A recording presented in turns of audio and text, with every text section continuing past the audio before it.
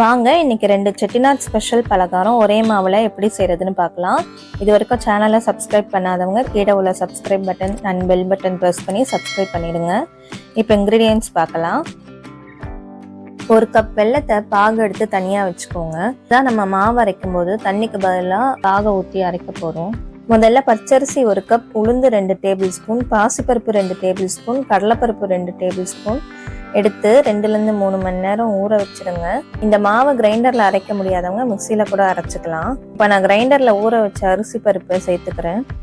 அது கூட திருகின தேங்காய் 1/2 மூடி சேர்த்துக்கிறேன். ஏலக்காய் மாவு அரைக்கும் போதே வேணும்னாலும் சேர்த்துக்கலாம், இல்லைன்னா தனியா தட்டி போட்டு மாவுலையும் சேர்த்துக்கலாம். இப்போ ஒரு கடாயில் ஆயில் சேர்த்துக்கோங்க. கடாய் கொஞ்சம் திக்காக இருந்தால் மாவு சீக்கிரம் கருகாமல் அடியில் ஒட்டாமல் அப்பம் நல்ல பொன்னிறமாக வரும். இதுக்கு முன்னாடி ஒரு vlogல சொல்லியிருந்தேன் இல்லையா, அந்த ட்ரைப்ளை கடாய் தான் நான் இப்போ யூஸ் பண்ணுறேன். இந்த மாதிரி ட்ரைப்ளை கடாய் நான் ஆன்லைனில் ரிசர்ச் பண்ணதில்லை. எனக்கு சீப் அண்ட் பெஸ்ட்டாக தெரிஞ்ச ப்ராடக்ட்ஸை டிஸ்கிரிப்ஷனில் லிங்காக கொடுத்துருக்கேன். இப்போ எண்ணெய் சூடாகிடுச்சு, நம்ம அப்பம் ஊற்ற ஆரம்பிச்சிடலாம். மாவு ஒரு குழிக்கரண்டியில் எடுத்து அப்பம் ஊற்றிக்கலாம். அப்பம் ஊற்றினதும் இந்த மாதிரி எண்ணெயை மேலே மேலே எடுத்து விடுங்க. அப்படி பண்ணுறதுனால 2 பக்கமும் சீராக வெந்திருக்கும்.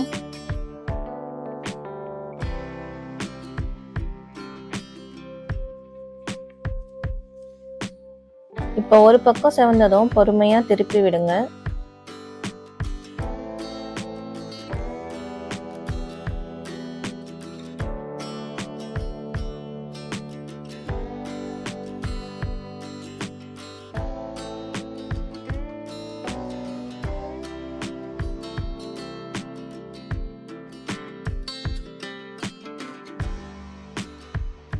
ரெண்டு பக்கமும் நல்லா செவந்து வந்ததும் எக்ஸஸ் ஆயிலை வடிகட்டிட்டு தட்டில் மாற்றிக்கலாம். மாவு ரொம்ப திக்காக இருந்தால் கொஞ்சம் தண்ணி விட்டு கரைச்சிக்கோங்க. ஏன்னா திக்காக இருந்தால் கரண்டியிலேருந்து விழ கஷ்டமாக இருக்கும். அதனால் தோசை மாவு பதத்தில் கரைச்சி எடுத்துக்கோங்க.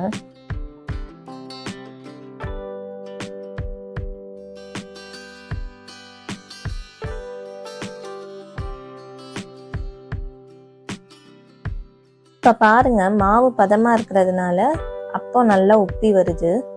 இதையும் பொன்னிறமாக வர வரைக்கும் திருப்பி விட்டு எடுத்துக்கலாம்.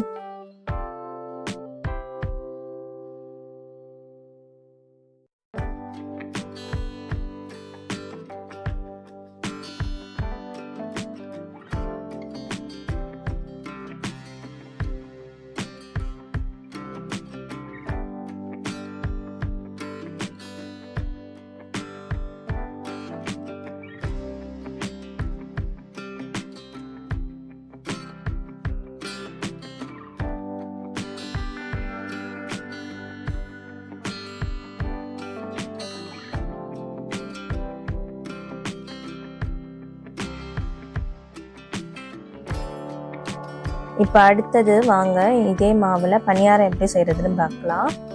பணியார சட்டியை அடுப்பில் வச்சு அது ஹீட் ஆனதுக்கப்புறம் ஒவ்வொரு குழியிலையும் எண்ணெயை சேர்த்துக்கோங்க. இரும்பு பணியார சட்டியாக இருந்தால் கொஞ்சம் எண்ணெய் அதிகமாகவே சேர்த்துக்கோங்க. பணியாரம் ஒட்டாமல் நல்லா வரும்.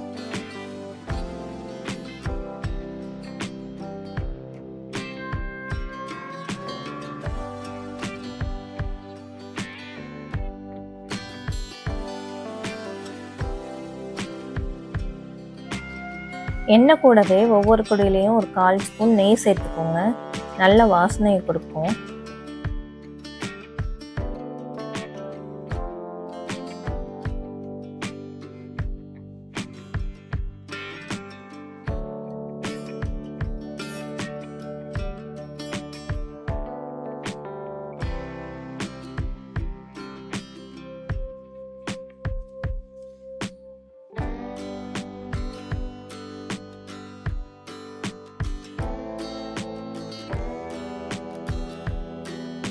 இப்போ பணியாரம் ஊற்ற ஆரம்பிச்சிடலாம்.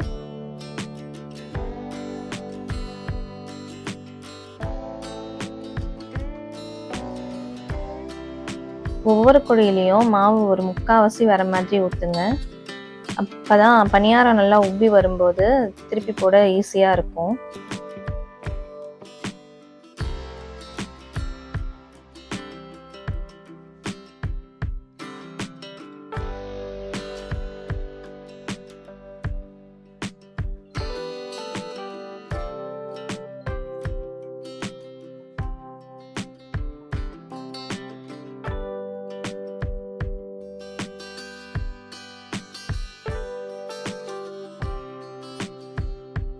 பணியாரம் திருப்பி போட இந்த மாதிரி வடக்கம்பி யூஸ் பண்ணிக்கலாம்.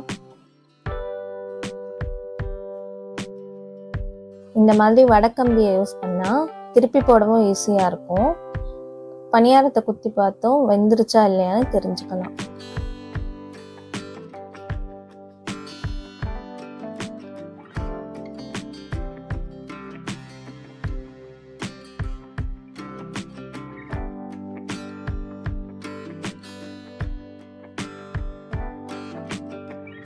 பணியாரம் செவந்ததும் இன்னொரு பக்கம் திருப்பி போட்டுக்கலாம்.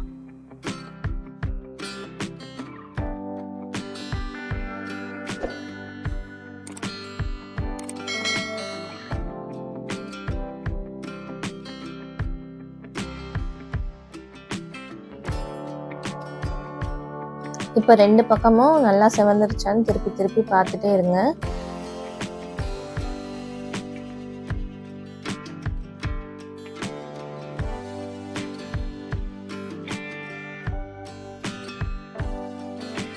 பொன்னிறமா வந்ததும் நம்ம கொதி எடுத்துக்கலாம்.